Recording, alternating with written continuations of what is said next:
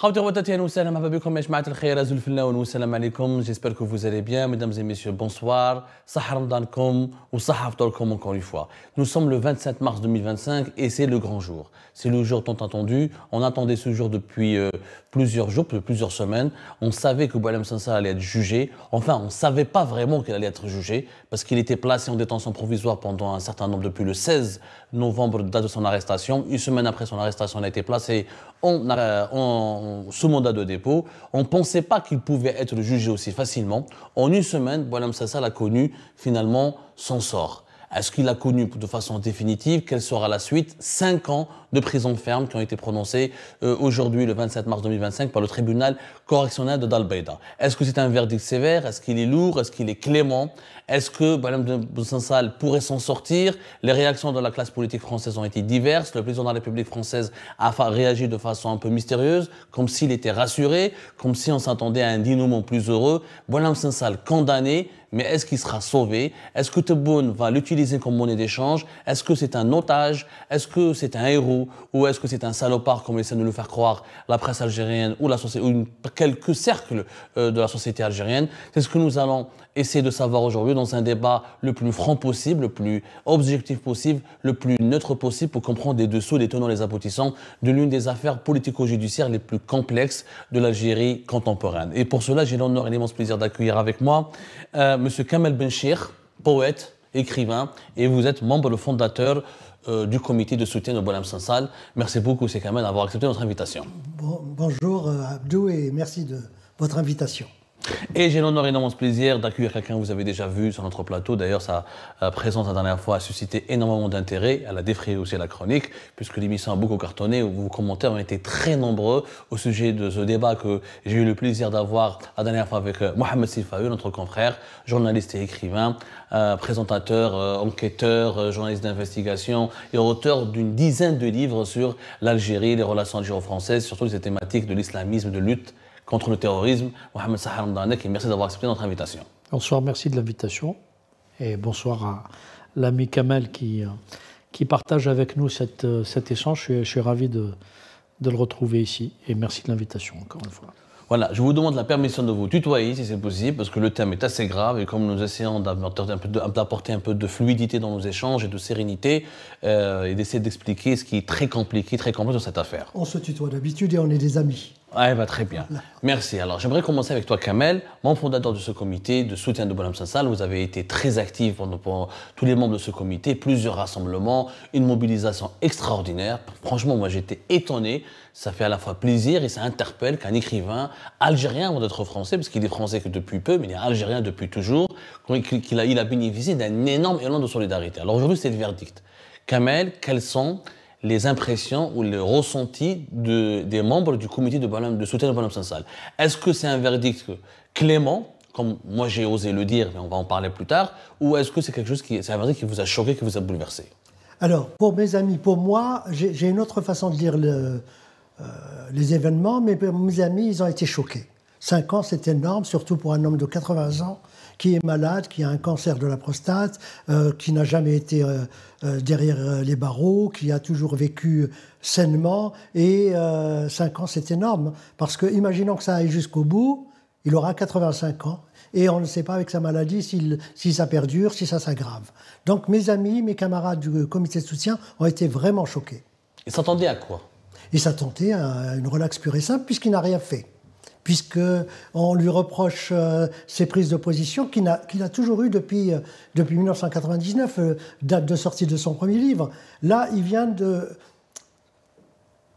dire une bêtise sur les frontières algéro-marocaines lorsqu'il a donné son interview au magazine Frontières, mais on n'emprisonne pas un type parce qu'il a dit des bêtises, sinon tous les membres du gouvernement algérien seraient derrière les barreaux. Non, mais connaissant le fonctionnement du système judiciaire algérien et connaissant l'ampleur de la répression en Algérie, est-ce qu'au niveau du comité de soutien à Boualem Sansal, est-ce qu'il s'attendait est-ce qu'on aurait pu avoir une peine de 10 ans, de plus, de 8 ans, surtout que le déroulement du procès était inédit quand même. On va en parler tout à l'heure, au cours de la procédure. Boualem Sansal, finalement, tout le procès, je rappelle, nous l'avons dit sur Algérie Part, il ne s'est pas appuyé sur ces déclarations aux médias frontières. 80% des charges ont été motivées par des discussions privées extraites du WhatsApp personnel de Boualem Sansal. On ne l'a jamais dit assez suffisamment. D'ailleurs, je trouve que le comité de soutien ne l'a pas suffisamment commenté ou bien analysé la première audience du procès en appel. C'était, on dirait, un procès d'extraterrestre. On a jugé quelqu'un sur la base, peu importe ce qu'il est Boualem Sansal, peu importe ce qu'il a dit, mais on l'a jugé sur une base de ses discussions privées avec l'ambassadeur actuel de France à Alger, Stéphane Romaté, et l'ancien ambassadeur de France à Alger, M. Xavier Driancourt. Est-ce qu'au niveau de votre comité, vous n'auriez pas peut-être dû mieux traduire, mieux expliquer cette réalité extravagante? D'abord, pour nous, ça très difficilement circulé ce qui s'est passé le 20 mars à Dar el-Baïda, au tribunal correctionnel. Ce que nous avons retenu et ce que mes camarades ont retenu surtout, c'est qu'il a été jugé en 4 mois au lieu de 2 ou 3 ans. Il a été jugé dans un tribunal correctionnel et non pas dans une cour criminelle. On a tout de suite jugé et la majorité de mes camarades pensent qu'il y a un deal derrière, c'est-à-dire on va le condamner et derrière la condamnation, il va y avoir certainement une grâce présidentielle. Alors justement, cher confrère, toi qui es bien renseigné et qui suit attentivement ce qui se passe entre l'Algérie et la France, cette thèse, moi on me l'a confirmé aussi, beaucoup de sources me le disent effectivement, que Abdelmadjid Tebboune a été accéléré, c'est lui-même qui a demandé au ministre de la Justice algérien, le ministre algérien de la Justice, Lotfi Boudjema'a, c'est lui-même qui a fait pression sur le tribunal de Dar el-Baïda pour accélérer ce procès qui s'est déroulé encore une fois dans des conditions extraordinaires, je dis bien extraordinaires, 20 minutes uniquement, 20 minutes, les échanges entre Boualem Sansal et les juges, tout le matin avec un seul témoin qui a été une journaliste de Chelour, qui a été envoyée spécialement, hâtivement à la dernière minute pour faire un compte rendu et nous avons traduit ce compte rendu, nous l'avons publié d'ailleurs sur Algérie Part, nous en avons parlé, nous avons commenté ce qui s'est passé. Alors, est-ce qu'il n'y a pas un deal, Mohamed? Est-ce que finalement, Boualem Sansal a été condamné pour pouvoir être sauvé? Alors, puisque l'émission est en français et qu'on parle à un public francophone, je vais essayer d'apporter les différents niveaux de décryptage qu'il faut avoir. Pour les Algériens, ce que je vais dire, ça va leur parler parce qu'ils connaissent ça. Pour ceux qui ne sont pas algériens, qui sont francophones, et a fortiori qui vivent dans des systèmes démocratiques, ça va leur paraître invraisemblable, donc il faut qu'on leur explique. Parce que nos amis des comités de soutien qui ne sont pas algériens ou qui ne sont pas familiarisés avec l'Algérie, lisent les événements à partir de leur propre vécu, à partir de leur propre tradition, y compris avec les systèmes judiciaires. Il faut faire un pas de côté. Et si on devait garder un intérêt, ou un seul, à cette affaire, malheureuse affaire Boualem Sansal, c'est qu'elle nous donne la possibilité de parler véritablement de ce qu'est ce régime algérien, cette dictature algérienne. La dictature algérienne, c'est quoi? C'est un pouvoir illégitime qui s'est emparé des attributs de la souveraineté pour faire de ce pays une propriété privée. Tu es toi-même victime du système judiciaire. 40 millions d'Algériens sont potentiellement victimes du système judiciaire.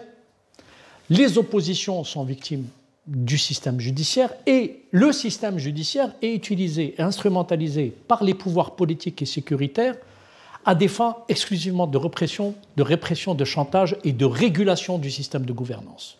C'est la raison pour laquelle on retrouve ce système judiciaire en train de broyer, y compris des enfants du système qui ont servi ce même système, des civils et des militaires, durant les décennies précédentes. Donc il faut déjà comprendre ça. Tu posais la question, est-ce que c'est clément ou c'est sévère? Moi, je répondrai de façon différente. Ce n'est ni clément ni sévère, c'est calculé. Qu'est-ce qui est calculé? Le régime algérien a décidé, pour des raisons qui lui sont propres, de faire de Boualem Sansal un exemple, dans un contexte de tension entre la France et l'Algérie. Et ce n'est plus une question d'exemple, c'est un otage. Ils en ont fait un otage.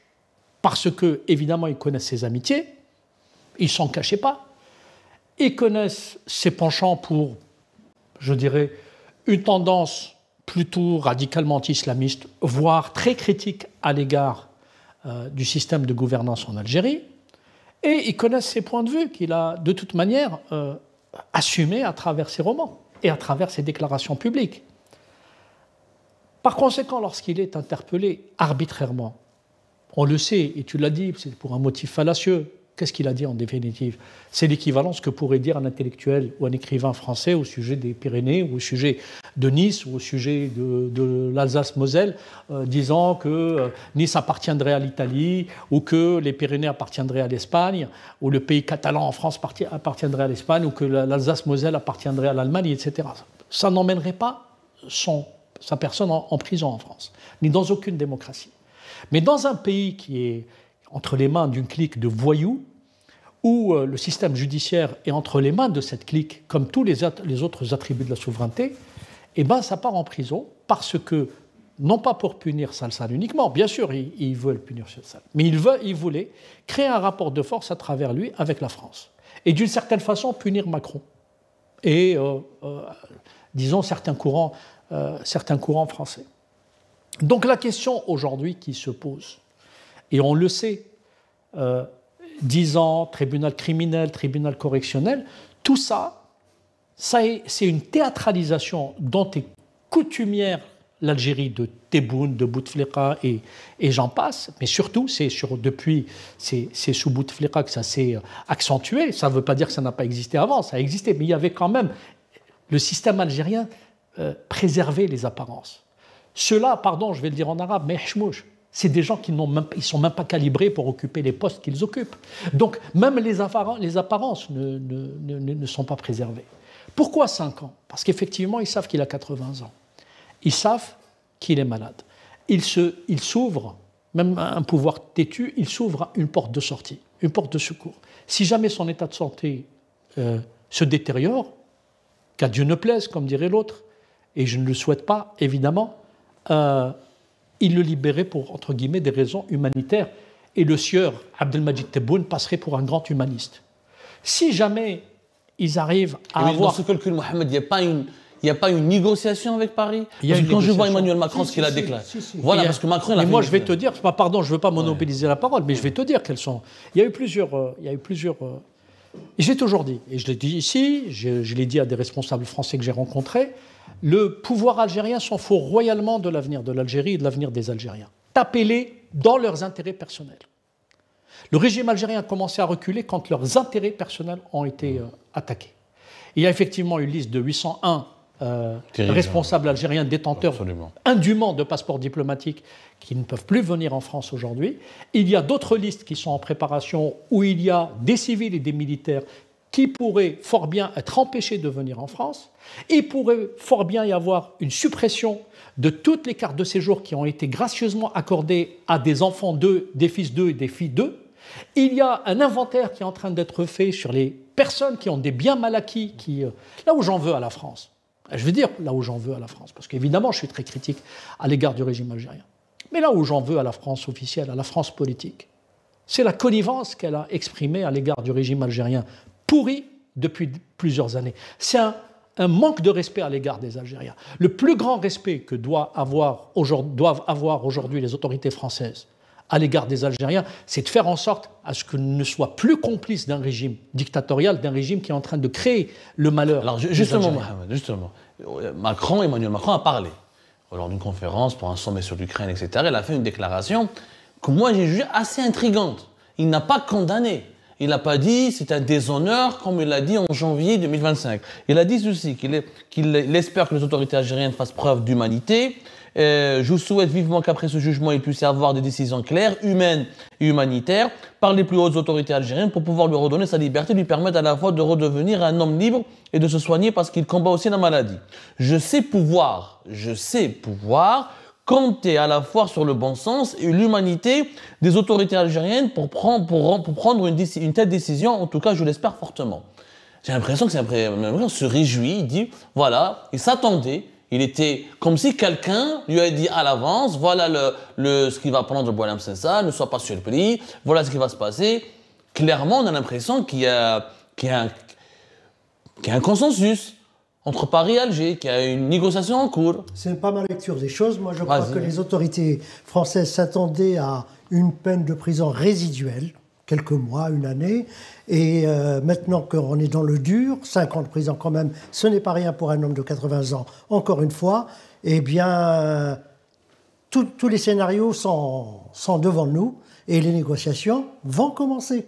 Ah, ils n'ont pas encore commencé, selon toi? Je ne pense pas. Maintenant, il fallait qu'il soit condamné. Et donc, il va être l'otage qui va servir de ping-pong. Voilà. Pour moi, c'est ça.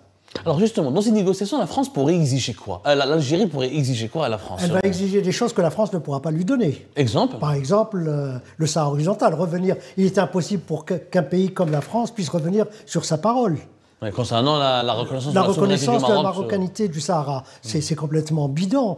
Et je pense que les Algériens vont essayer de faire pression sur les Français pour qu'ils reviennent un tant soit peu en arrière. Mais ce n'est pas possible.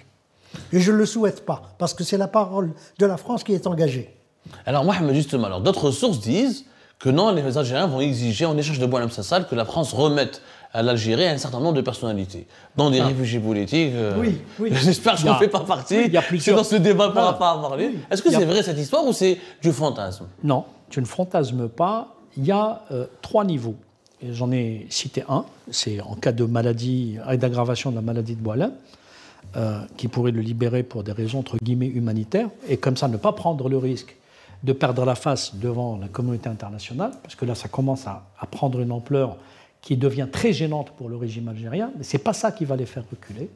Ils ne voudraient pas, en gros, qu'il lui arrive malheur en détention, parce qu'ils, pas par sympathie pour Boualem Sassal ou par décence ou par humanité, mais par peur de risquer quelque chose devant des juridictions internationales.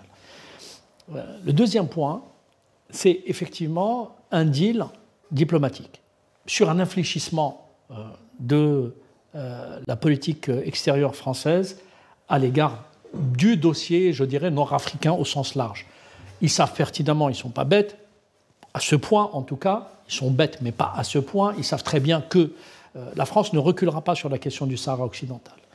Ils savent très bien que la France ne va pas compromettre aujourd'hui ses relations avec le Maroc. Mais ils recherchent vraiment une relation, je dirais, plus équilibrée. Parce qu'il y a eu de la part d'Emmanuel Macron, après avoir constaté que ce n'étaient pas des gens sérieux, une vraie réorientation de la diplomatie française en Afrique du Nord. C'est-à-dire que le président de la République française a décidé que son allié stratégique en Afrique du Nord sera le Maroc. Et il a eu raison. Vous savez pourquoi il a eu raison? Il a eu raison tout simplement parce qu'il a constaté que les dirigeants algériens n'étaient pas sérieux. Ce n'était pas par haine de l'Algérie, ni par détestation de l'Algérie, ni par racisme, comme veulent le dire les propagandistes algériens. Non, il a juste fait le constat. Celui qui disait que le colonialisme était un crime contre l'humanité, qui est arrivé avec les meilleures intentions du monde, au point où il s'est fait reprocher beaucoup de choses par une partie de la droite, l'extrême droite, etc. Celui-là même, aujourd'hui, il a tourné kazakh et il s'est tourné vers les Marocains et il s'est réconcilié avec eux et il est en train de reconstruire une relation solide. Parce que tout simplement, il a fait le bilan.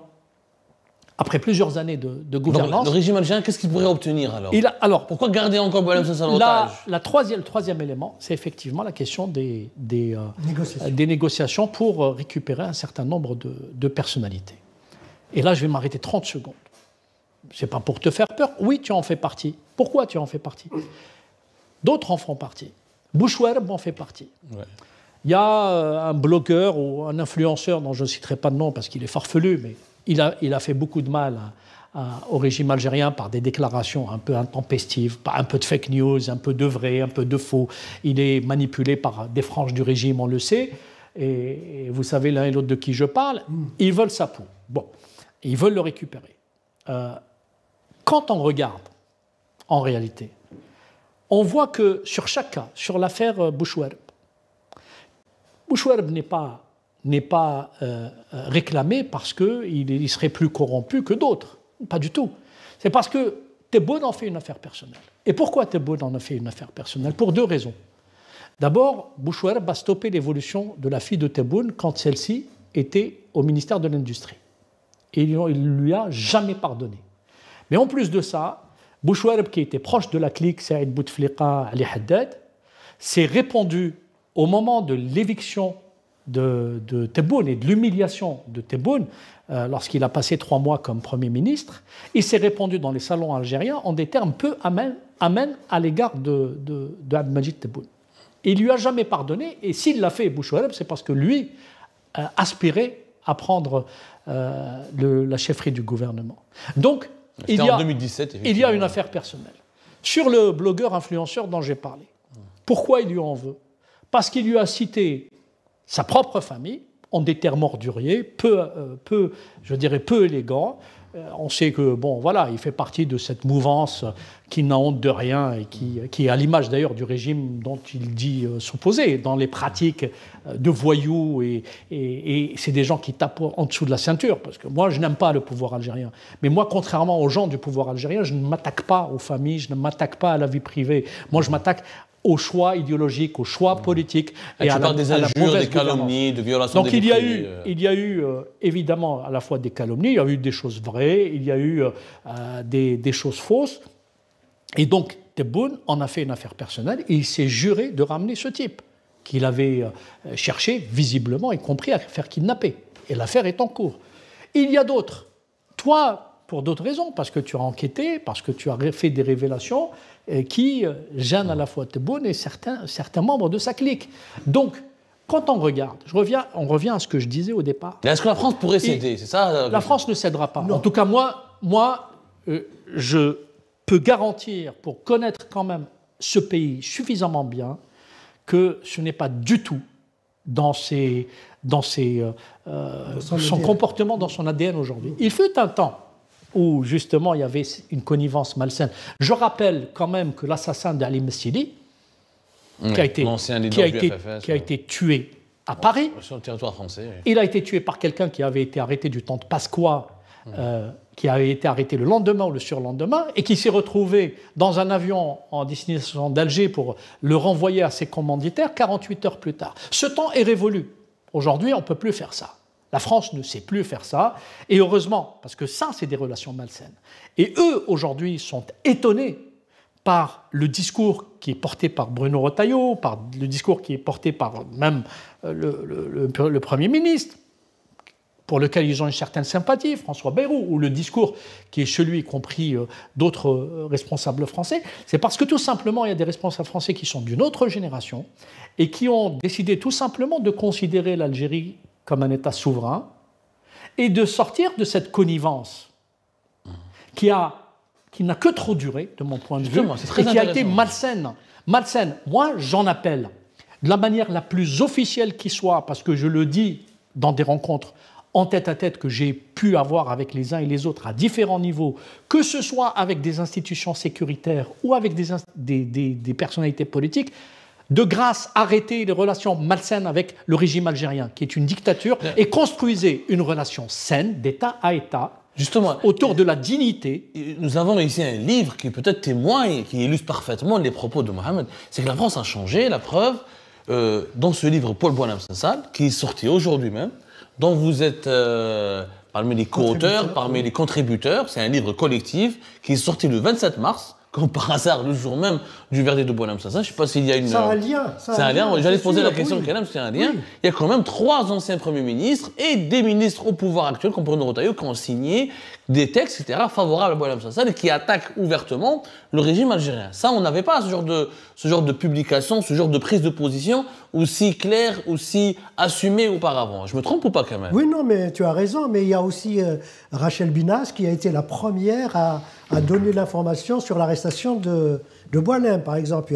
Il y a nos amis du comité de soutien international comme Benedetti ou Rosès. Il y a des grands écrivains comme Alaa Aswani, qui n'est pas un grand écrivain égyptien. Elisabeth Badinter. Il y a des personnalités influentes.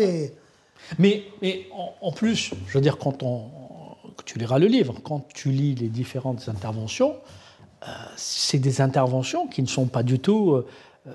parce que je réponds en amont à la propagande algérienne. Ce ne sont pas des textes qui sont hostiles à l'Algérie. Non. Moi, je suis fatigué d'entendre cette propagande du régime algérien qui veut absolument s'amalgamer avec l'Algérie, comme si c'était sa propriété privée. Non, quand je critique Emmanuel Macron, je ne critique pas la France.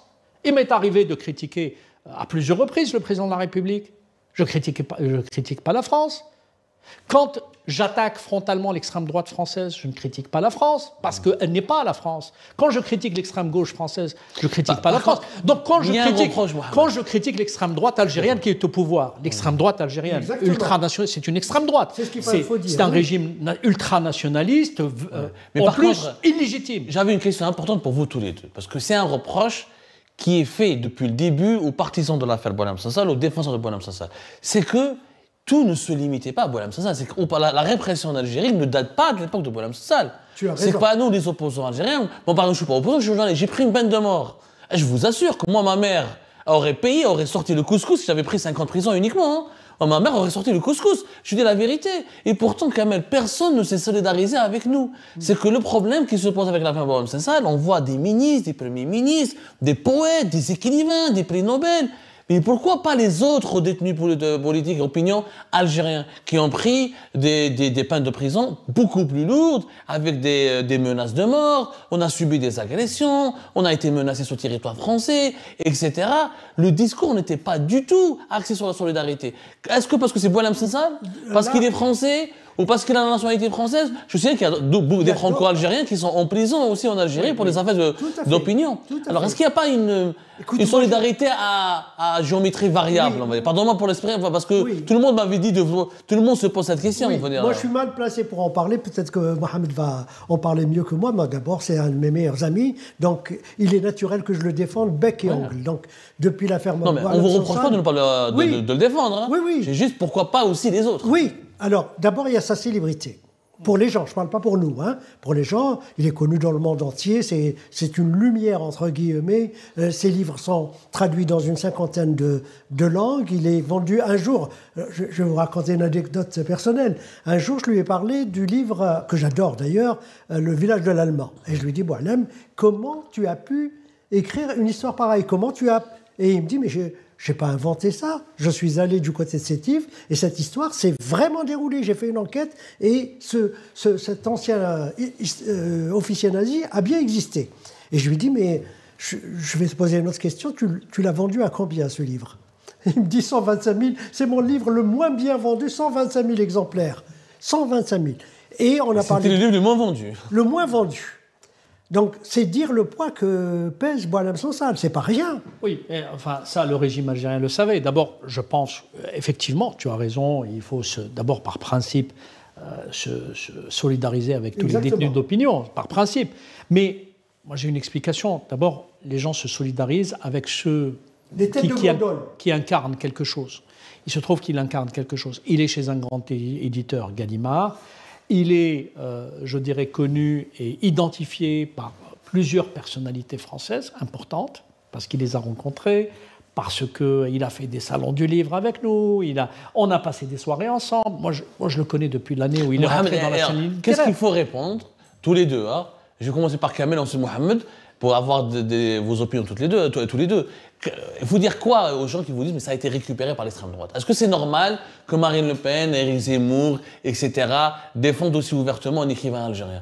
Voilà. Est-ce que ce soutien de la droite dure ou de l'extrême droite n'a pas nui à la cause de Boualem Sansal? N'a pas suscité une certaine... Je poserai la question autrement. Voilà. Pourquoi la gauche ne défend pas Boualem Sansal? La gauche islamo-compatible. LFI n'a jamais... Non seulement elle n'a jamais défendu... Mathilde Panot, aujourd'hui, elle a dénoncé... Oui, mais maintenant qu'il a été condamné à 5 ans... Elle a demandé sa libération. Mais lorsqu'on a soumis le vote au Parlement européen, LFI a voté contre. Rima Hassan a voté contre, par exemple. Moi, je trouve que c'est honteux. Donc, si la gauche le lâche, il va trouver ses soutiens ailleurs. Mais ce n'est pas à lui qu'on doit reprocher ses soutiens. Il faut le demander aux soutiens eux-mêmes.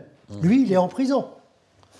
Non mais clairement, pour poser la question claire, il avait aussi des liens, des amitiés, de Médias Frontières, et Marine Le Pen, Éric Zemmour. Est-ce que le fait qu'il soit aussi l'ami de Xavier Driancourt, il devait déjeuner avec Bruno Retailleau, est-ce que ça ne l'a pas aussi permis à Boualem Sansal d'avoir du soutien plus facilement en France? Oui, mais d'abord, Moi, je ne mets pas Bruno Retailleau sur le même pied que sur un pied d'égalité avec personne ne met non, mais enfin, c'est toujours bien de préciser. Oui, absolument, d'accord. C'est une droite républicaine. Je veux dire, il y a une droite républicaine en France, il faut décrypter. Je parle du poids politique. Il y a une extrême droite. Moi, je parle du poids politique, de la notoriété des personnes. Moi, je suis très à l'aise par rapport à ça, parce que, d'abord, Boualem est un ami.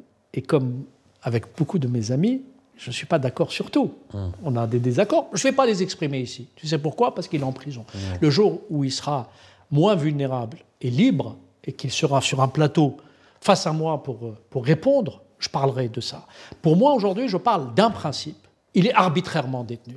Alors, quelles que soient ses amitiés, quels que soient les gens avec lesquels il a discuté, quelles que soient les bêtises ou les maladresses qu'il ait pu dire, quels que soient les médias détestables, moi j'aurais jamais personnellement je réponds jamais à ce type de médias, c'est pas ça le sujet. Il ne faut pas détourner l'attention des gens. L'attention des gens, et ça concerne les Algériens. Quand on met en prison un écrivain, c'est qu'on s'autorise à mettre en prison tous les écrivains. Quand on condamne à mort un journaliste, ça veut dire qu'on peut condamner à mort n'importe quel journaliste. Aujourd'hui, il y a des gens qui ne se sentent pas concernés. Pire, il y a des Algériens qui se disent très heureux, visiblement, de vivre sous ce régime. Je pense qu'ils ont tort. Et je vais vous faire une confidence. Moi, durant toutes ces années, il y a des gens qui sont venus me voir pour essayer de me récupérer, pour essayer de me raisonner, pour essayer de me dissuader de sortir des livres, pour essayer de me dire il faut être moins virulent, il faut être plus, plus docile. À l'égard de qui ? À l'époque, à l'égard de la famille Bouteflika. Quand tout le monde les applaudissait. Ceux-là même qui les critiquent aujourd'hui, qui les insultent aujourd'hui. D'ailleurs, quand celui-là même qui est président aujourd'hui, illégitime, les servait le régime, moi j'ai critiqué. Et aujourd'hui, il les critique, il les met même en prison. Moi, je n'ai pas attendu qu'ils les mettent en prison pour les critiquer. Je les critique depuis l'année 1999, l'année même où ils sont arrivés, où j'ai tout vu. J'ai tout vu parce qu'il y avait des éléments. Mais à leur époque, quand même, attends, je signale quand même, Mohamed, qu'à l'époque de Bouteflika, Boualem Sansal circulait librement. Mais c'est pour ça que je mets. Faut dire la vérité. Là aussi. Quand Boualem Sansal est parti en Israël en 2012, Bouteflika n'a pas touché à un seul cheveu pour rendre à César ce qui appartient à César. Mais Bouteflika est pourri ou pourri, mais. On peut le regretter un peu quand même quand on voit ce que. Non, moi je ne regrette pas. Je dis juste une différence, c'est que ce régime, contrairement au précédent, ne sait même plus mettre les formes. C'est une dictature comme les dictatures précédentes. La différence, c'est que les dictatures. C'est pas pire. C'est que les dictatures précédentes mettaient les formes. Non, il y a des journalistes qui sont morts. Il y a un journaliste, je crois, qui est mort en prison sous Bouteflika. Oui. Dans des conditions troublantes. Dans des conditions troublantes, il y a eu pas mal d'affaires. La corruption a pris une dimension jamais égalée, me semble-t-il. Il y a eu des histoires qu'on croyait voir dans des films, des histoires de commenter. Mais tout de même, est-ce que tu es d'accord avec ce constat de moi ? Est-ce qu'on pourrait mettre sur le même pied d'égalité le régime Bouteflika et le régime... Bon, pas le mettre sur le même pied d'égalité. Est-ce qu'on pourrait les assimiler tous les deux à des dictatures absolutistes, sachant que tu es l'ami de Boualem Sansal ? Boualem Sansal, à l'époque de Bouteflika, moi je revenais souvent en France, il venait avec nous pour les affaires, et on prenait des fois le même vol, je le croisais dans le même vol Alger-Paris, je ne l'ai jamais vu se faire emmerder par la PAF. Là, il a été emprisonné, mis en prison, on a la campagne de dénigrement contre sa propre mère. Jamais au régime de Bouteflika, on a vu ça. Est-ce qu'il quand même, toi qui dis son ami, comment il vit ? Est-ce que lui-même, je rappelle quand même qu'on a eu un grand journaliste, qui s'appelle Mohamed Benchikou, qui a été arbitrairement arrêté, qui a été mis en prison, qui est tombé malade en prison, et il faut le voir maintenant physiquement, qui est sorti affaibli. Moi, je sais dans quel état il se trouve, Mohamed Benchikou. Le Matin, qui était un grand journal, a été fermé par le fait du prince. Donc, il ne faut pas se tromper. Alors, après, sous le régime actuel, il y a eu 14 journalistes emprisonnés. D'accord. En 4 ans, 14 journalistes. C'est pour ça que je dis, et je répète, ce régime est le pire parce qu'il ne sait même pas mettre les formes. C'est-à-dire c'est une dictature vous qui avez connu Boualem Sansal, quel était le regard réel de Boualem Sansal sur ce régime ? Il les méprisait, et il le méprisait. Un jour, il me l'a dit texto, il m'a dit « Ces gens-là me méprisent, mais le mépris n'a jamais tué personne. » Voilà. Et il m'a dit malgré moi, je les sers. Parce qu'en tapant dessus, ils disent au monde entier « Regardez, Boualem Sansal nous tape dessus, mais comme nous sommes des démocrates, on le laisse parler. » Voilà, ça, il me l'a dit. Et il me l'a dit aussi. Oui. En ces termes précisément. Oui. Je veux dire, je peux signer qu'exactement, il disait ça. Parce que, d'abord, il pensait que, au regard de la notoriété qui était la sienne, au regard finalement de ce qu'il traitait. C'était un romancier, c'était pas un enquêteur, c'est pas quelqu'un qui soulevait des lièvres sur les affaires de corruption, sur les biens mal acquis. Bon, c'est quelqu'un qui exprimait une position et qui l'exprimait de façon plutôt élégante. Oui. Plutôt élégante. C'est quelqu'un de très élégant et de très doux. D'ailleurs, même quand on a des désaccords avec lui, voilà, mais quelqu'un avec lequel on ne se dispute pas, parce qu'il est d'une gentillesse. C'est un enfant, et je ne l'infantilise pas. Il a une âme d'enfant. Alors justement, je veux dire, pardon, si lui prend 5 ans, 10 ans, en raison de ce qu'il dit. Alors moi, je prendrais en raison, mais une condamnation à mort, en raison des échanges que j'ai sur mon téléphone avec ce que je dis de l'Algérie et du régime algérien. Oui. J'allais parler de ça, parce que venons maintenant en fait, est-ce qu'on n'aurait peut-être pas dû dès le départ dire la vérité, que cette affaire n'a rien à voir avec l'écrivain Boualem Sansal, mais avec Boualem Sansal en tant qu'ami de certains personnages, de certaines personnalités politiques françaises détestées par le régime algérien. Parce que durant son procès, ils ont parlé que de ces échanges WhatsApp avec Xavier Driancourt et l'actuel ambassadeur de France, Stéphane Romaté. Oui. J'imagine que sur WhatsApp, il t'a parlé avec toi, ils n'ont pas dit Mohamed Sefaoui, ils n'ont pas dit Kamel Benchir, ils n'ont pas dit d'autres personnes, ils ont dit, il dit à un certain, il y a un Malik ou je sais pas quoi, Yazid, voilà, du MAC, etc. Oui. Mais est-ce que Boualem Sansal ne fait pas les frais de la colère du régime algérien à l'encontre de Xavier Driancourt? Mais ça, on l'a dit, on le répète, pas seulement Driancourt, contre la France en général. Driancourt n'est que l'élément le plus visible de la colère des Algériens. Mais on peut reprocher ses amitiés avec Chevènement, si je puis dire. Hein. Il connaissait très bien Chevènement. J'ai été deux fois avec lui chez Chevènement. Il connaissait beaucoup de gens bien... Mais Tebboune citait dans ses discours, il le disait dans son interview accordée à l'opinion, il disait même voilà, on sait qu'il dînait chez Driancourt, qu'il devait déjeuner avec Bruno Retailleau. Il a cité des personnes bien précises. Oui, il y a une personnification du problème. Mais d'accord, mais pardon, hein, là, il faut être sérieux 5 minutes. D'abord, j'entends que Tebboune est furieux, etc. Enfin, il faut qu'il se calme. Ce monsieur, il faut qu'il apprenne à se calmer. D'abord, quand on est censé être chef d'État, il faut avoir un peu de sang-froid. Je trouve pathétique qu'il investisse émotionnellement tout. Je veux dire, sa déception de la réorientation du discours d'Emmanuel Macron, et en fait, il en a fait une affaire personnelle avec un manque de sang-froid évident, comme s'il avait investi émotionnellement un amour fou pour Emmanuel Macron, comme si c'était son frère et son ami intime. Non, enfin, à ce stade. C'est pour ça que je dis, ce type n'est pas calibré pour le poste qu'il occupe. C'est-à-dire, quand on est chef d'État, d'abord, la première caractéristique... Nous, on est de modestes citoyens, on est des écrivains ou des journalistes. À la limite, nous, on peut s'enflammer, on peut s'énerver. On ne représente que nous-mêmes. On représente que nous-mêmes. Mais un chef d'État, il doit avoir le sang-froid. Donc, monsieur Tebboune, il faut se calmer. Il faut lui dire de se calmer à ce type et à toute sa camarilla qui est autour. Le problème, c'est que ces gens-là, ils ont vidé la substance. Ils ont vidé l'Algérie de sa substance, de sa matière grise. Ils ont poussé les gens soit vers la retraite, pour les plus compétents qui servent le système, soit ils les ont dégoûtés, ils sont en voie de garage, dans des placards, soit ils les ont poussés à partir à l'étranger, soit ils les ont emprisonnés. Je veux dire, on ne va pas me dire que tous ceux qui sont emprisonnés sont coupables et tous ceux qui sont au pouvoir aujourd'hui sont des gens très bien innocents et exemplaires. On voit très bien le résultat. Il se trouve que la situation de l'Algérie, elle est pathétique au niveau moral, au niveau économique. Il y a, je dirais, une apparence qui est entretenue. Au niveau diplomatique, c'est un pays qui est isolé comme je crois jamais il l'a été. C'est un régime qui est méprisé aujourd'hui. Aujourd'hui, on a honte. Moi, je ne suis pas fier de dire... je suis fier de mes origines, de mes racines. Je ne suis pas fier de dire que je suis algérien. Ouais. Pourquoi ? Parce que qui représente les Algériens depuis quelques années ? Les islamistes, les terroristes, les voyous, les OQTF. On ne parle jamais parce qu'on n'a pas... Oui, mais parce que le régime n'a jamais participé à mettre en valeur ces élites. Ces 15 000 ou 20 000 médecins qui sont en France, qui font un travail formidable. Ces écrivains, ces journalistes, il faut voir comment ils sont traités. Sa société civile, il n'en veut pas. Ses contre-pouvoirs, il n'en veut pas. Donc, il a fait en sorte à mettre en avant, et d'ailleurs, il n'y a qu'à voir qui défend le régime. Qui défend le régime ? ces petites frappes qu'on voit sur les réseaux sociaux? Ou alors ces Français qui ont été grassement payés pendant des années et qui défendent le régime, on voit avec des arguments qui sortent de leur balbutiement, qui sortent à peine de leur balbutiement. Donc à un moment donné, il ne faut pas que le régime algérien s'étonne.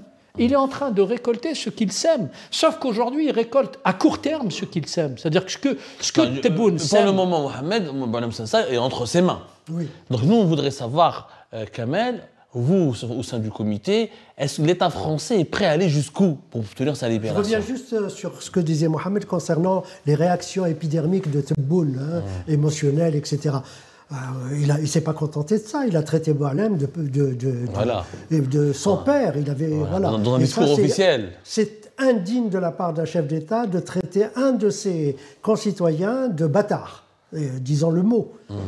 Pour revenir à ce que tu me disais, nous avons rencontré des officiels, on a rencontré Retailleau plusieurs fois, et tout ce qui va se passer entre le gouvernement algérien et le gouvernement français, en tant que membre du comité, je ne parle pas de moi, mais des autres aussi, surtout des autres, nous exigeons de savoir ce qui se passe. Pourquoi Retailleau n'est pas le chef de la diplomatie? C'est normalement Jean-Noël Barrot qui est directement touché par ce dossier.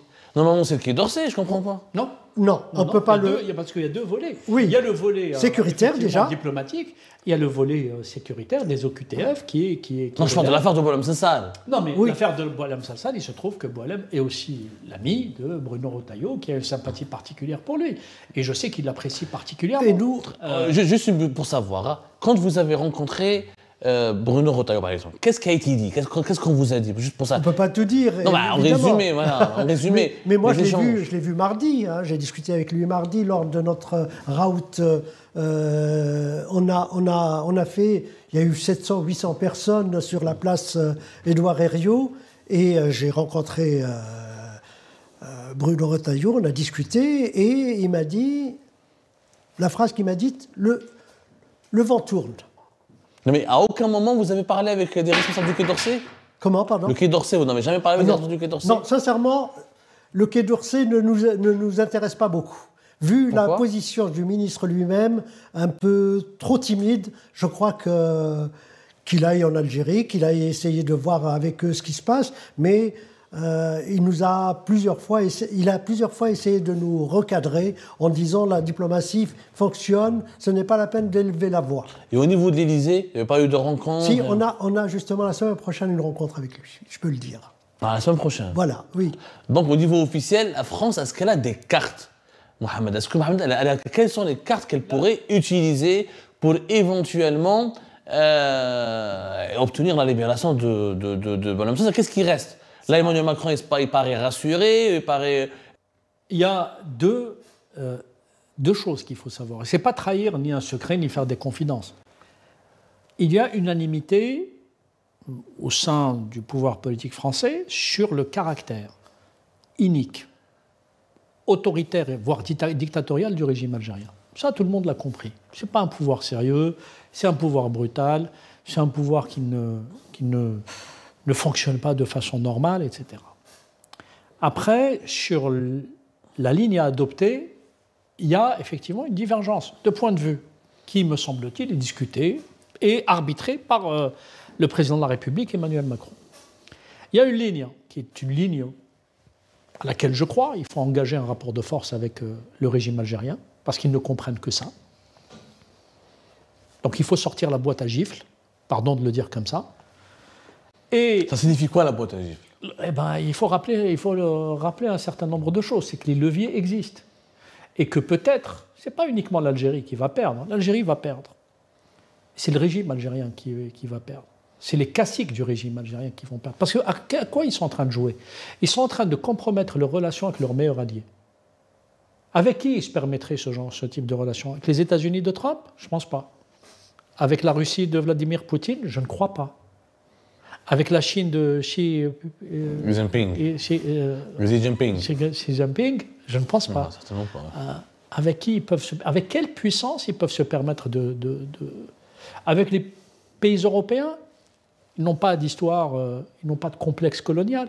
Donc le seul pays qui est connivent avec eux et qui a été patient jusque-là, c'est la France. D'ailleurs, c'est la raison pour laquelle ceux qui ont détourné de l'argent viennent ici, ceux qui veulent se soigner viennent ici, ceux qui insultent la France envoient quand même leurs enfants faire leurs études ici, ceux qui veulent acheter des biens, ils les achètent ici. Il y a des gens des responsables algériens qui prennent des vols le matin, on le sait par des sources à Air Algérie, tu le sais comme moi, voire mieux que moi parce que tu suis on l'a ce dossier au relaté, quotidien. on l'a documenté. Ils viennent le matin, ils rentrent le soir, au mépris du peuple algérien. Donc tout ça, tous ces dossiers, la France... pas un enfant qui suce son pouce. C'est un grand pays, c'est une grande nation qui a des... Mais pour les beaux yeux de Boualem Sansal, entre guillemets, je m'en sens parler, hein. Pour les beaux yeux de Boualem... pour les beaux yeux de Boualem Sansal, elle est capable d'aller jusque-là? Il n'y a pas que ça. Il n'y a pas que les beaux yeux de Boualem Sansal. Quoique les beaux yeux de Boualem Sansal sont importants parce que c'est une affaire de principe. Mais il n'y a pas que ça. Il y a quand même un certain nombre, une soixantaine de dossiers qui posent problème, qui sont de gens qui sont sous OQTF, qui sont des gens dangereux pour la République française. Et je vais le dire. Et on l'a vu à Mulhouse. Ils sont même dangereux pour des Algériens vivant en France, puisque c'est des gens qui sont soit capables de faire des attentats, soit des gens qui sont... Quand il y a des attentats en France, les Franco-Algériens sont impactés, les Algériens résidant en France sont impactés, et même des gens qui viennent en touristes d'Algérie peuvent être impactés. Donc ils reprennent leurs islamistes d'abord, puisqu'ils sont en train de leur pardonner. Ils ont fait rentrer, y compris Anwar Haddam. Qu'ils reprennent leurs voyous, puisque c'est des gens qui ne sont pas du tout productifs en France, qui sont générateurs de toxicité. Moi, je pense que l'Algérie gagnerait à faire en sorte à ce que ceux qui soient à l'étranger la représentent correctement et dignement. Les 15 000 médecins... Là, on est tout à fait d'accord, mais... Les 15 000, pardon, Abdou, les 15 000 médecins qui sont... 15 000 médecins algériens qui sont en France représentent la France, l'Algérie très bien, et sont productifs pour la France. Ils sont indispensables. Les gens qui travaillent, qu'ils soient chauffeurs de taxi, qu'ils soient livreurs, les gens qui vivent dignement, les intellectuels, tous ces gens-là, ils sont à la fois utiles pour la France, mais utiles aussi pour l'Algérie, il n'y a aucun problème, quelles que soient leurs opinions. Mais il y a des gens qui posent un vrai problème, qui représentent une vraie toxicité, qui reprennent ces ordures-là. Et je le dis clairement en des termes crus. Pourquoi ils ne veulent pas c'est un sujet qui mériterait une émission à part, il est prévu, on va faire une émission sur ça. Donc il y a la question des OQTF, il y a la question évidemment de Boualem Sansal, et il y a la question de rebâtir des relations sur des bases plus saines. Je veux dire, par là, on ne peut pas accepter, aucun pays ne peut accepter que d'un côté, ce qui s'est passé ces dernières années, Emmanuel Macron a fait des gestes de bonne volonté sur la question mémorielle. Il a reconnu des choses que peu avaient fait avant lui, autour de Maurice Audin, l'assassinat de l'Arabi Ben Mehdi, etc. Et en contrepartie, qu'est-ce qu'ils ont reçu, les Français? Eh bien, de mesures vexatoires. Des déclarations intempestives qui, à chaque fois, convoquaient, instrumentalisaient l'époque coloniale. Parce qu'on méprise tellement ce peuple qu'on l'abreuve que de populisme et de discours victimaires. On l'entretient dans la haine. Alors quand ce n'est pas la haine d'Israël, c'est la haine du Maroc. Quand ce n'est pas la haine du Maroc, c'est la haine de la France. Je pense qu'un pays a besoin d'autre chose. Il a besoin d'un système... Est-ce que Boualem Sansal va s'en sortir? Quand on décrit cette réalité, voilà, Mohamed, ce qu'il dit, c'est très dur, mais c'est un constat, il est là, on peut être d'accord, on peut pas être d'accord, mais les faits sont là. Mais est-ce que Boualem Sansal, vu son âge avancé, vu qu'il est malade, il est cancéreux, il y a quand même une course contre la montre. C'est pas un détenu politique comme les autres. Alors je vais vous dire, pardon, et je vais m'arrêter là. Ouais. Il y a beaucoup, et je pense que notre ami Kamel Benchir, ici présent, fait partie de ces gens-là, et je suis modestement dans le même état d'esprit. Je pense qu'il y a suffisamment de personnes d'origine algérienne, binationaux ou français, qui sont déterminés à faire sortir Boualem Sansal. Et tu sais quoi? Si Boualem Sansal ne sort pas, ou s'il lui arrive quoi que ce soit, je peux t'assurer qu'on est suffisamment déterminé pour que Tebboune et sa clique le payent devant les juridictions internationales. Est-ce que c'est vrai cela? Ah oui, c'est vrai. D'abord, est-ce qu'il y a un risque, toi qui connais? Est-ce qu'il est, je ne peux pas est-ce que vraiment il est gravement malade? Est-ce qu'il risque de lui arriver quelque chose? Je ne sais pas s'il est gravement malade ou pas, puisqu'on a demandé à plusieurs reprises de nous donner les indications sur son cancer. Parce que moi, avant qu'il soit en prison, je ne savais pas qu'il avait le cancer. Hein. Je ne savais pas du tout. Hein. Il m'en a jamais parlé. Mais les membres de sa famille sont au courant quand même. comme je ne connais pas sa femme et que sa Mais fille... le comité, pas toi personnellement, mais le comité ne connaît pas sa femme, c'est de sa femme. Ils n'ont pas... Certains connaissaient sa femme. Mais sur le cancer, on n'avait pas beaucoup d'éléments. Donc, si ça s'aggrave et que ça risque de se détériorer, Mohamed a tout à fait raison. Je suis de ces personnes. Je ne lâcherai jamais Boualem. Je ne le lâcherai pas pour plusieurs raisons. D'abord, c'est mon ami, je le dis et je le répète. Ensuite, c'est un des plus grands intellectuels, pas algériens, mais francophones vivants. C'est une certitude absolue. Et donc, nous mettons un point d'honneur à ce que... Ah ouais. Il faut qu'on le revoie ici, vivant, et qu'on le prenne dans nos bras. Est-ce qu'il y a, encore une fois, est-ce qu'il n'y a pas une course contre la montre? Est-ce qu'il n'y a pas un impératif que ce soit efficace, rapide et rapide? Et est-ce qu'il n'y a pas... Est-ce qu'on peut craindre le pire, honnêtement, Kamel? Est-ce qu'on peut craindre... Voilà, on a vu Navalny, plus jeune que lui, il est mort. Non mais je ne souhaite pas ce scénario. Est-ce que c'est pas un scénario qui pourrait avoir lieu? Il est mort, il était jeune. Voilà, d'abord Tebboune n'est pas Vladimir Poutine. Il a beau jouer au coq, il n'a pas la puissance de Vladimir Poutine. Et tu sais, moi il y a des gens qui, je le disais tout à l'heure, qui venaient il y a quelques années me raisonner. Quand je leur disais ce que je vais vous relater, ils pensaient que c'était excessif. Je dis, ce que vous ne comprenez pas, c'est que ce système-là, il est capable de vous broyer, y compris vous-même. Vous broyer. Eh bien, ils sont passés par la case prison. Alors que je suis convaincu qu'ils ne sont absolument pour rien, dans rien du tout. Plusieurs personnes. Pas une, pas deux. Ce Tebboune, qui aujourd'hui joue le coq parce qu'il a les attributs de la souveraineté entre les mains.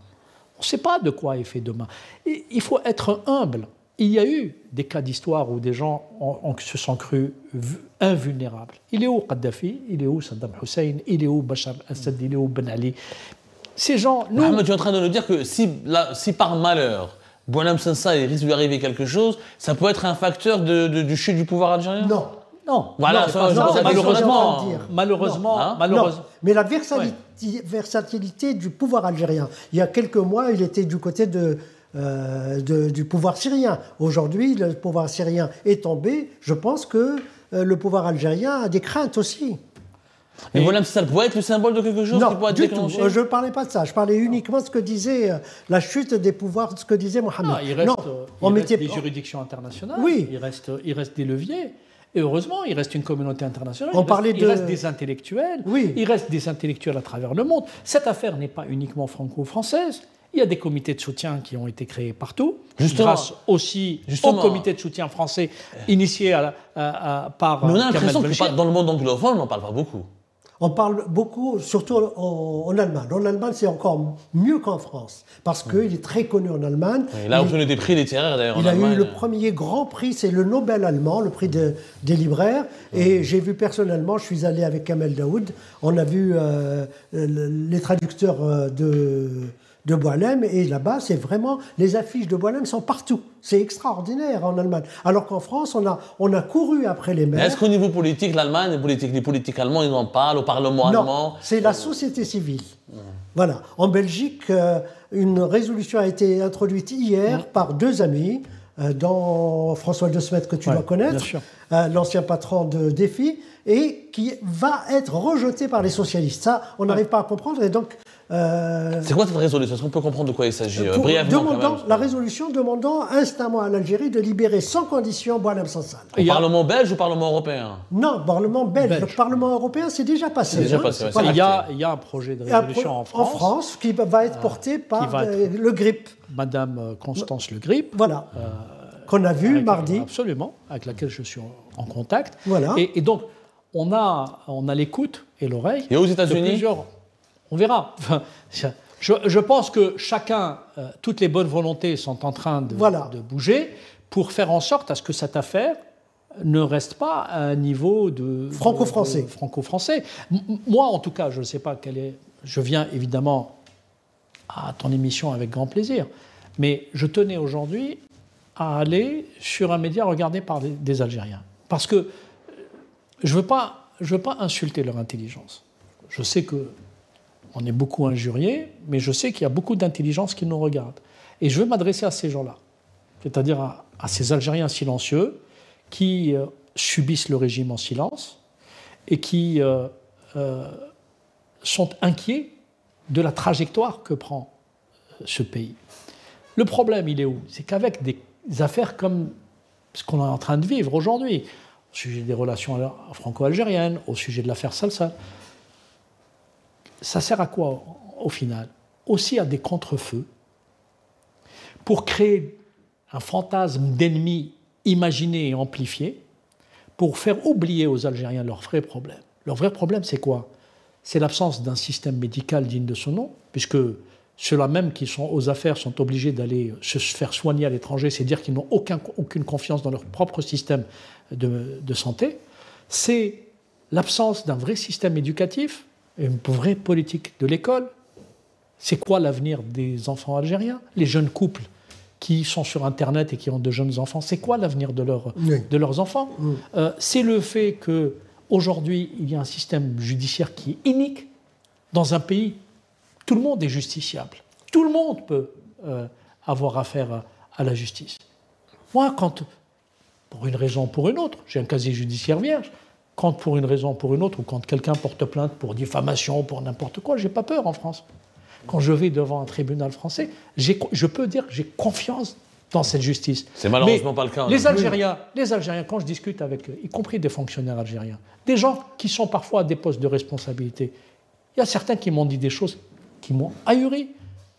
Ils te disent, quand on rentre en Algérie, on arrive à l'aéroport, on a la boule au ventre. Oui. Parce qu'ils ont peur de se faire arrêter, pour une raison ou pour une autre. Le fait du prince. Quand ils sortent, ils ont peur de découvrir qu'ils ont un ISTN. Dans quel pays au monde on vit ça? Est-ce qu'un Norvégien, quand il va en vacances, il a peur de rentrer en Norvège? Est-ce qu'un Français, quand il part en vacances, il a peur? Moi, quand je partais beaucoup, je partais à une certaine époque énormément pour faire des reportages en Afghanistan, au Pakistan, au Yémen, en Égypte, etc. Parfois, je passais 1 mois, 5 semaines. J'étais toujours content de revenir en France parce que, outre le fait que je retrouvais les miens, mes proches, mes amis.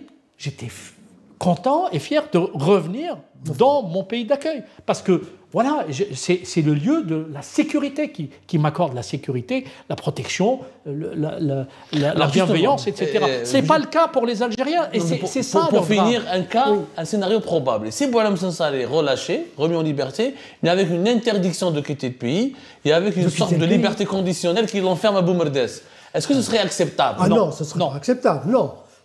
C'est un scénario qui peut avoir lieu. Genre, on le remet en liberté, mais on ne le laisse plus jamais repartir en France, il ne pourra plus jamais s'exprimer. Moi, je vois le contraire même. Je vois une déchéance éventuelle de la nationalité algérienne pour trahison, etc. On peut tout trouver. Hein. Ça, juridiquement, c'est extrêmement impossible. On n'est pas incompliqué. Si, pour trahison, si.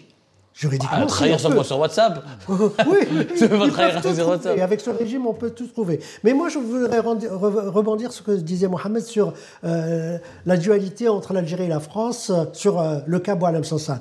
Je peux dire qu'il y a beaucoup de pays, peut-être pas les États-Unis, je n'en sais rien aux États-Unis, mais dans beaucoup de pays, le cas de Boualem Sansal est vraiment à la pointe du combat des intellectuels. Je suis allé, on parlait de la famille de Boualem Sansal qui est tchèque. En ce moment même, je peux le dire, nous avons réclamé avec un ami dont je ne donne pas le nom, on a réclamé le prix Václav Havel pour Boualem.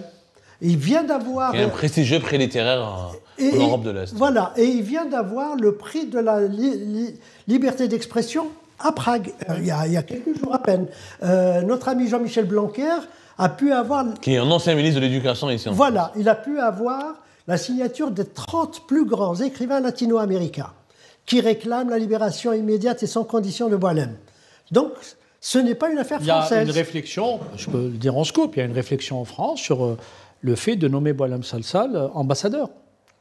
La décision est de la francophonie. La décision entre les mains d'Emmanuel Macron. Mais voilà, c'est-à-dire qu'à un moment donné, comment on dit en algérien, nefol khsara, ça ne peut pas marcher. Ça peut marcher quand on est dans un souk ou quand on est en ville. Ça ne peut pas un président de la République, fût-il illégitime, ne peut pas se comporter de cette manière. Il ne peut pas se comporter de cette manière. Moi, quand je le vois parler, j'ai honte. Alors justement, une dernière question. Est-ce que vous êtes optimiste, pour finir? Optimiste ou pas, quand même? Moi, je suis optimiste. Pour la suite des événements. Moi, je suis optimiste. Je suis optimiste par nature, d'abord, et ensuite, mon optimisme vient d'un espoir. Voilà, je vais aller jusqu'au bout, je le vois venir, et on va discuter avec lui, on va l'engueuler. pour lui dire pourquoi tu as été, depuis le temps qu'on te dit de ne pas y aller. Optimiste ou Moi, pas? je suis réaliste. Je connais le côté tordu, manipulateur du régime algérien. Donc, je suis sur mes gardes. Moi, quand je travaille ou je m'intéresse à l'Algérie, je suis sur mes gardes. C'est des gens en qui je n'ai pas confiance. Je répète toujours ça à mes interlocuteurs français ou européens. Il ne faut pas leur faire confiance. J'espère avoir raison par rapport à toi. C'est des gens... Je préfère... Oui. J'aurais préféré, évidemment. Mais... moi, en tout cas, ce que je souhaite, si demain Boualem est libéré, je ferai tout pour faire mon travail de journaliste et d'enquêter pour savoir quelle est la contrepartie qui a été donnée par la République française pour qu'il soit libéré. Parce qu'encore une fois, il est pris en otage. Et donc, il ne sera libéré que s'ils ont une contrepartie. Espérons qu'on pourra un jour faire cette enquête. Pour le moment, on n'en est pas encore là. Je vous remercie beaucoup d'avoir participé. Et si Boualem est libéré, ce que je souhaite que tu nous accordes, c'est qu'on vienne tous les deux en amis avec Boualem. Avec grand plaisir, bien sûr, mais naturellement, ce plateau est ouvert à toutes les sensibilités algériennes. Et bien sûr, Boualem Sassal serait le bienvenu. Je voudrais remercier les éditions David Reinhardt, parce qui ont été extrêmement réactifs. David Reinhardt lui-même, qui a été extrêmement réactif, qui a été très efficace et qui a sorti ce livre en un temps record. Et évidemment, remercier tous les contributeurs, la 60aine de signatures qui ont apporté leur contribution. Et je vais ajouter que dans 2 ou 3 jours, va sortir un livre en Belgique cette fois-ci, édité par Asmodée Edern, auquel je contribue, et il y aura une 40aine de contributions. Parfait, merci beaucoup. Voilà. Merci encore Kamel Benchir, merci beaucoup Mohamed Sifawi. C'était donc le débat qui s'imposait en toute neutralité, en toute franchise, sans aucun parti pris, juste pour comprendre qu'est-ce qu'on pourrait déduire, qu'est-ce qu'on pourrait retenir de l'affaire de Boualem Sassal. Il faut soutenir la liberté d'expression, quelle que soit. On peut ne pas aimer le personnage, on peut le diaboliser, on peut le détester, mais en aucun cas on a le droit d'enfermer quelqu'un pour ses opinions, pour ses déclarations, et encore moins pour des conversations privées sur WhatsApp. Ça ne se fait pas, c'est pas digne d'un pays civilisé. Et nous, on aime l'Algérie en tant que pays civilisé. C'est ça, au nom de cet amour noble et élégant qu'on défend les causes les plus justes. C'est comme ça, prenez soin de vous et à la prochaine.